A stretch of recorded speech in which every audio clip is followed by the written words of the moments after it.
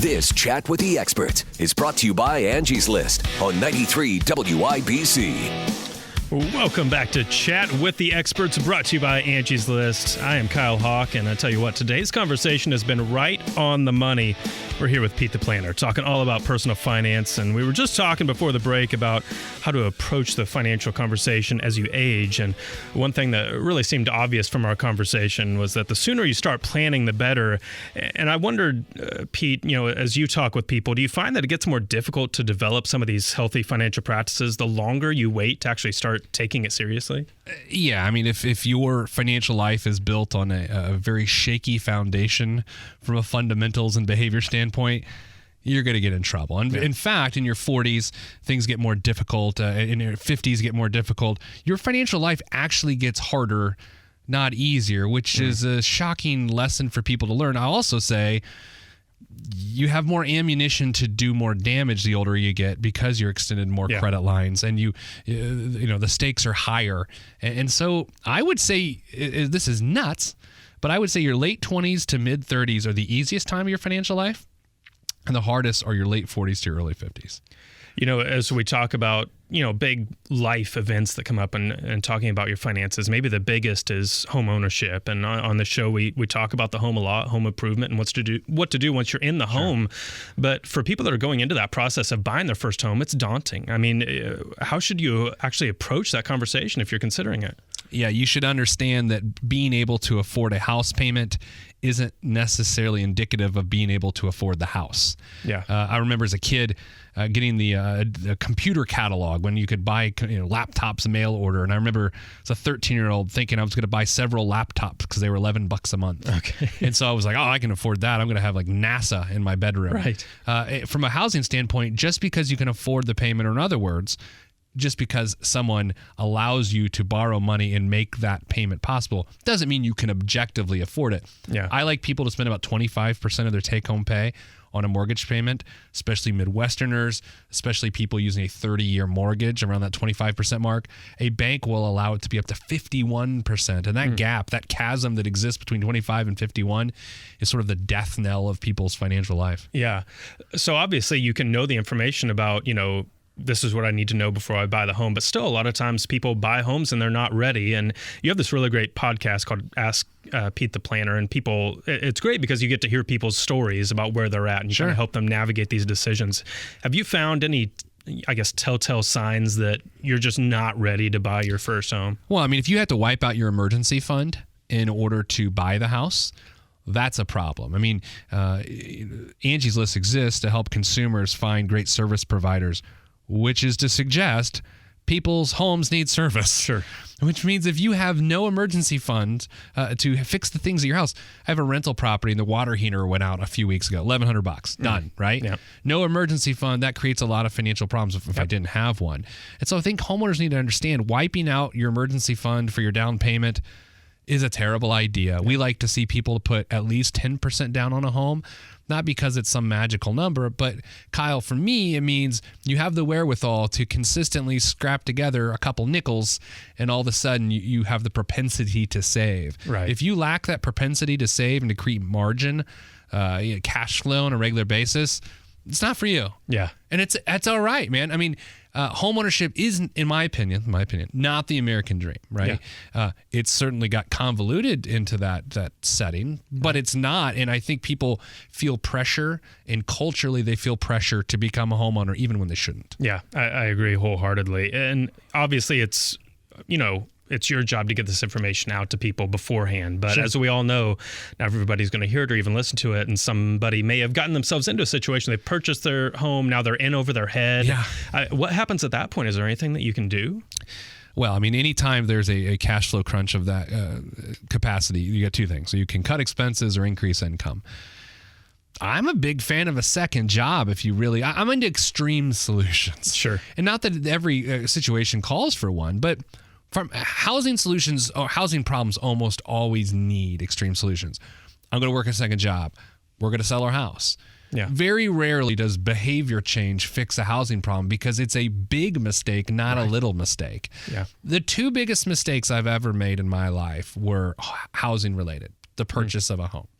or the lack of sales of a home. I'm a landlord reluctantly because I chose not to sell my home before I bought another one because we convinced ourselves that made sense. Yeah.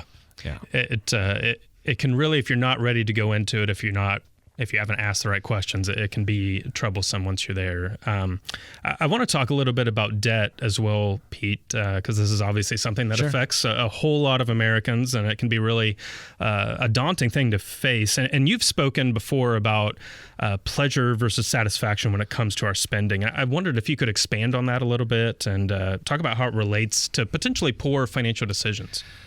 Before doing this interview today, I stopped at a local food store, and I did something that was very satisfying. I made a healthy food choice. I was like, this makes sense. I'm satisfied with the choice. Now, Kyle, had I been seeking pleasure, I would have gotten something else to eat.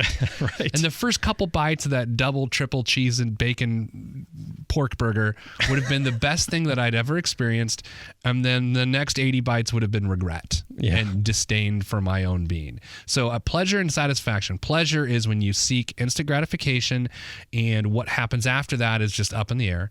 Satisfaction is knowing you do the right thing and also knowing it's not going to be as pleasurable, but your satisfaction will grow after the experience, right? Because it's that knowing that what you did was the right thing to do. Financially, debt, pleasure, and satisfaction. We've had a hard year. Let's go on vacation. Well, we can't afford to go on vacation. That's dialogue. I'm a voice master. We can't go on vacation. I don't know why someone would sound like that. And then the other person says, well, we should go anyway. Seek the pleasure, and then displeasure comes after that. Right. Satisfaction is, you know what, honey? I wasn't calling you honey, Kyle.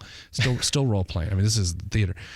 You know what, honey? Let's just pay off the debt because that's the better thing to do. Satisfaction will grow from that moment. Well, obviously those pleasure purchases, a lot of times that racks up credit card debt. I mean, that's something probably the most common place we see that happen. And that can be really hard to get out of, especially if you're using the wrong methods. I wonder if you could explain the momentum method, which I've heard you talk about, and how that relates to paying off the right debt.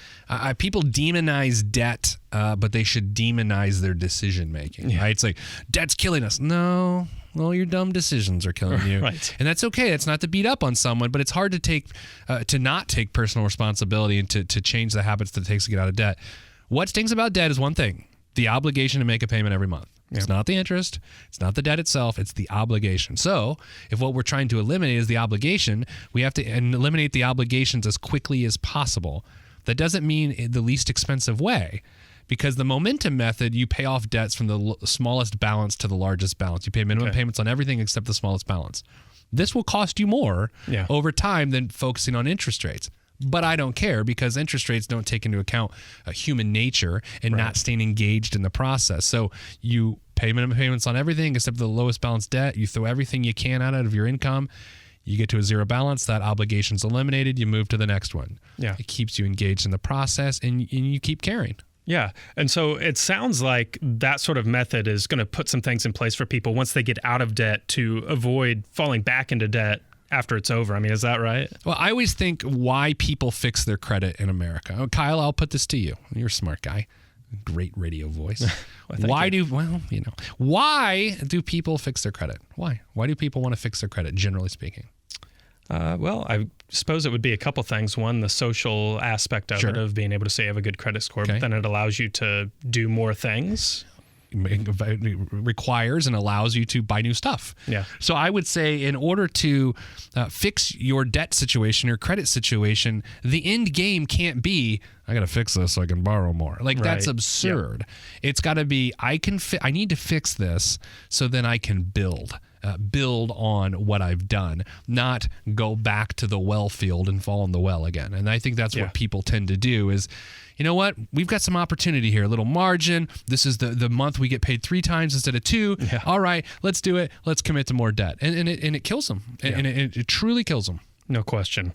It is actually time for us to step away for another brief break here, but we've got more to come.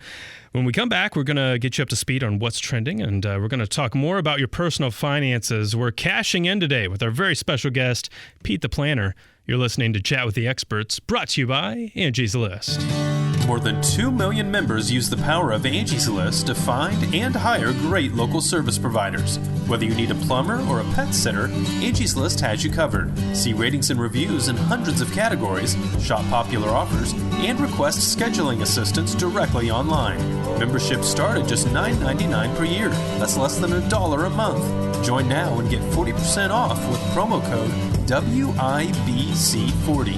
Visit angieslist.com today.